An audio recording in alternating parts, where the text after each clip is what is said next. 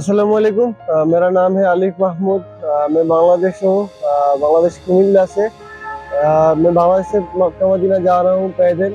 और 13 सितंबर में मैं निकला था ढाका से। फिर मैंने 6 दिन में पैदल इंडिया आए थे। इंडिया 2 महीना 7 दिन पैदल। फिर मैंने पाकिस्तान आया था। अभी आज मेरा पाकिस्तान भी 1 महीना हो गया। मैं अभी कराची में हूँ। और इंशाल्लाह इधर से मैं ईरान दुबई होके इंशाल्लाह सऊदी अरबिया पहुंचेंगे। मेरा मकसद ये है, मैं जब कोरोना था तब मैं सोच रहा था वर्ल्ड टूर करेंगे हिचहाइकिंग करके।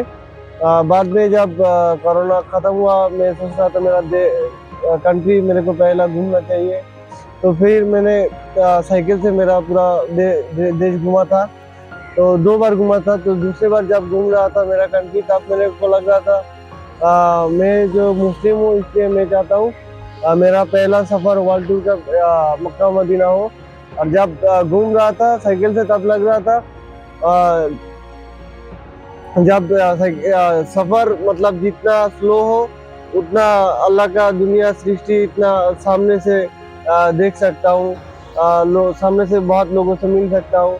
तो इसलिए मैं अभी सोचता हूँ पूरा दुनिया पैदल घूमेंगे। और जो मक्का मदीना है इधर हज करके मैं ये सफर में खुद को चेंज कर सकता हूँ।